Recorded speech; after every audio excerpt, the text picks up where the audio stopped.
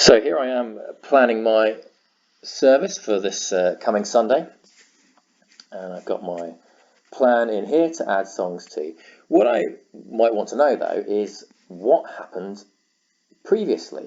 What were the songs that were planned previously? So if I so not just the ones that were upcoming, but I want to look at plans that happened in the last month. Now this was the last time actually that I was leading worship, and I planned some songs using Planning Center for that. So if I go and click on this, you can now see all the songs that I scheduled for that Sunday morning.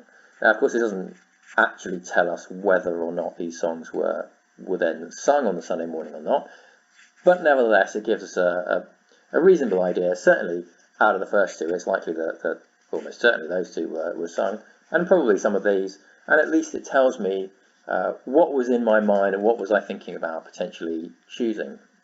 So if this was last week, and Living Hope was here, and maybe I went back to the previous week and Living Hope was there as well, I might think, oh, I probably shouldn't be doing that 3 weeks in a row. So it's quite helpful to be able to see what has been planned in previous weeks. The other way that we can do that is by going into the full list of songs here. And if I go up to this little statistics button and go down to song schedule, then I want to see here all the songs that have been scheduled for our Sunday services. So I say, okay, generate a report now. And now I've got a list of all of our songs, and out of the recent plans, when they've been played. So I can see all these songs. So this was clearly one that was scheduled for the first time, so that's quite a helpful thing to note.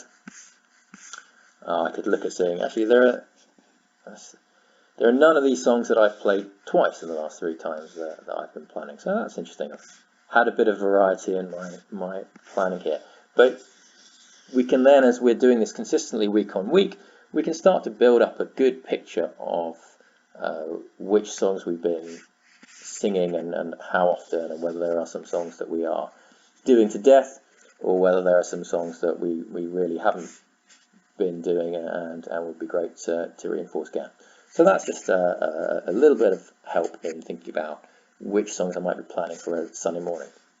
Now let's go back to my current plan, and I've got these 2 songs in here, and I go, yep, that's great, those are the songs I want, although I'm realizing now that choosing to do Alive in Worship in F was a mistake, and I want to put that back to D. So I'm going to click on this little pencil icon here to edit, and I'm going to go back up to here and say I don't want to do it in F. That was a crazy idea. I want to do it in D after all. And there we go. So I'll change that to D and click on accept. So we've got 2 songs here now in our list. What I can also do is now click on this, go to this rehearse button, and I can say download all the PDFs in a songbook. So if I want to save the PDFs and I want to circulate them around to the band in advance of Sunday, I might want to do this.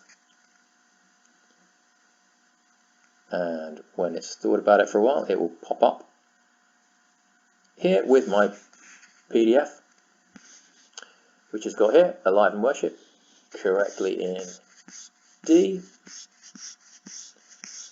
And here is Be Enthroned, and you can see here this is the B flat version, and then also for the lazy guitarists the version in G, so that I can play with Capo 3. You can also just look at what it's going to look like in Music Stand,